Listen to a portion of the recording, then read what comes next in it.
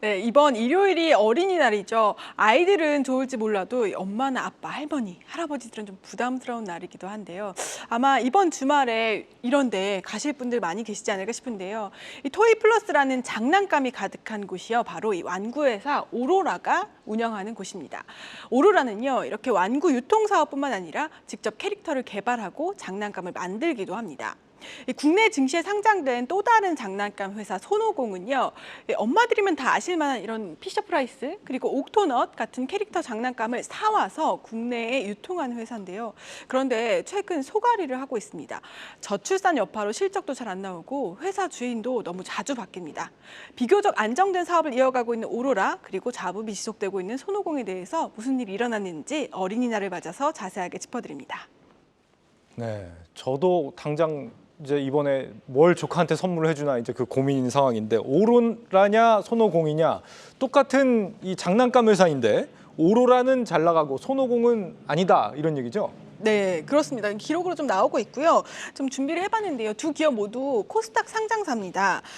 시총을 비교해보면요. 시총은 그리 크지는 않습니다. 오로라의 경우에는 740억 원, 그리고 손오공은 960억 원인데요. 두 기업의 매출을 비교를 해보면 오로라가 훨씬 잘하고 있습니다. 오로라의 경우에는요. 시총보다도 더 큰 매출을 내고 있는데 지난해의 경우 2,300억 원을 넘어섰고 손오공은 지난해 500억 원을 기록했습니다. 이 오로라에 비해서 4분의 1도 안 되는 수준이고요. 무엇보다 이 오로라의 경우에는 매출이 점점 늘어나고 있는데 손오공은 좀 줄어들고 있다는 것이 좀 확인되고 있습니다. 여기 또 손오공은 지난해 영업 손실도 기록했는데요. 지난해 93억 원의 영업 손실을 기록하고 있고 그리고 지난해 1년도 안 돼서 최대 주주가 또 바뀌기도 했습니다. 제가 준비한 자료가 있는데요. 최근에 이 최대 주주가 H2 파트너스로 바뀌었습니다. 1년도 안 된 상황에 이렇게 자주 바뀌는 거고 지금 보시면 2016년에 마텔 마케팅 홀디스라는 곳이 최대 주주였는데 이곳이 굉장히 중요한 관계사입니다.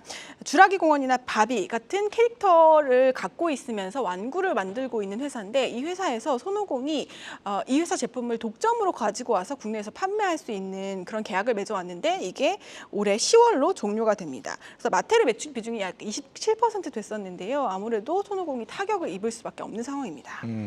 오로라는 매출이 2,300억인데 시총이 740억 원밖에 안 돼요? 이게 뭐 잘못된 거 아니에요, 이거? 근데 제가 최근에 뭐 한 가지만 짚고 넘어가자면 지금 네. 오로라가 사실 최근에 뭐 부동산이나 골프장 투자를 많이 했습니다. 사실 캐릭터 완구 기업인데 이쪽에서 많이 이렇게 투자를 하면서 아무래도 이자 비용이 많이 나가고 이쪽 측면에서 최근에도 그래서 주주들과 조금 갈등이 있었습니다. 그래서 최근 주주총회에서도 이렇게 부동산들 지금 이자 비용 너무 많이 나가고 이 부분에 대해서 매각하고 주주 환원을 조금 추가해라 이런 쪽에 대해서 목소리가 나왔다까지 좀 정리를 뭔가 좀 해드리겠습니다. 거기도 이슈가 있다 이거죠? 지금 그렇습니다. 같은 장난감 회사인데 차이가 좀 왜 이렇게 많이 극명하게 나는 거예요? 네, 사업 구조가 차이가 나기 때문인데요.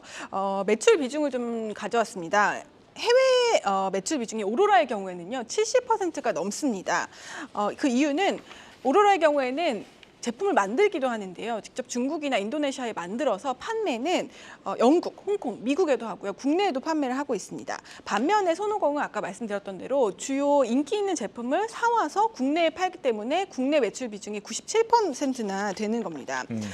그런데 중요한 건요. 이 IP를 갖고 있느냐 없느냐인데요. 오로라의 경우에는 IP를 갖고 있습니다. 오로라의 경우에는 R&D 센터가 있어서 직접 캐릭터를 개발하기도 하고 디자인도 하고 관련 컨텐츠를 만들고 있습니다. 하지만 손오공은 IP가 없이 그냥 제품을 가져와서 파는 형태인데요. 그러다 보니까 매출이 줄어들 수밖에 없고 저출산의 여파를 고스란히 받고 있습니다.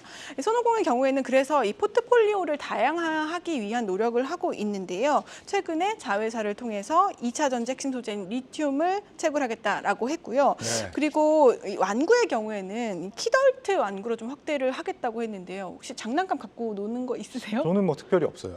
네, 요즘에 인기를 끌고 있는 어른들의 장난감입니다. 왼쪽이요, 스키시멜로우라고 해서 저 인형을 갖고 자면요, 굉장히 부드럽고 또 쫀득쫀득해서 굉장히 인기가 많다고 하고요. 애착 인형 갖고 네, 맞습니다. 저런 분들 많이 계시더라고요. 네, 오른쪽에는 또 이 자동차인데요. 이렇게 남성분들 좋아하시는 분들 굉장히 많잖아요. 그래서 네. 이런 시장을 좀 앞으로는 키워 나가겠다라고 밝히고 있습니다.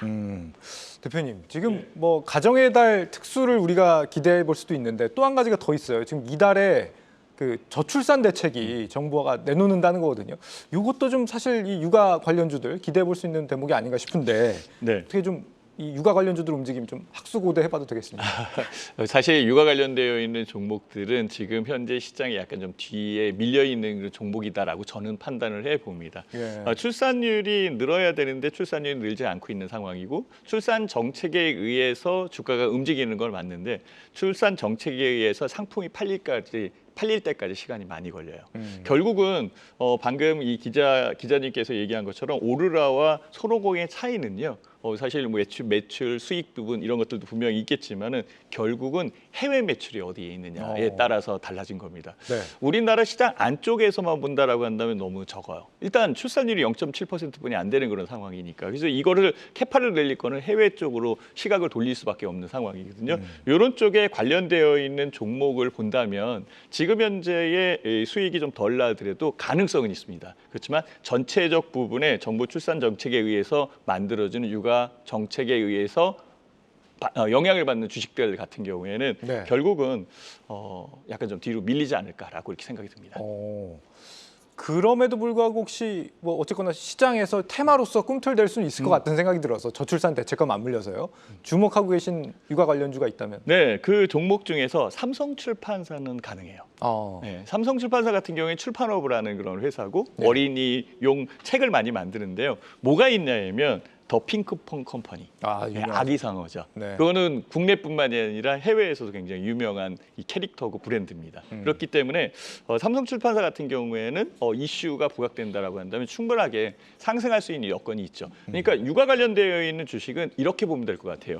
국내에 국한되느냐 아니면은 해외 쪽으로 뻗어나갈 것인가 요 부분을 보고 판단을 하면 훨씬 더 유리하게 선택을 하지 않을까 이렇게 생각이 듭니다. 감사합니다. 기자 어떻게 정리해 볼까요 오늘? 네, 사실 요즘 장난감 가격 정말 비싸거든요. 당장 이번 주말에 저는 또 돈을 많이 써야 돼서 많이 걱정이긴 한데요.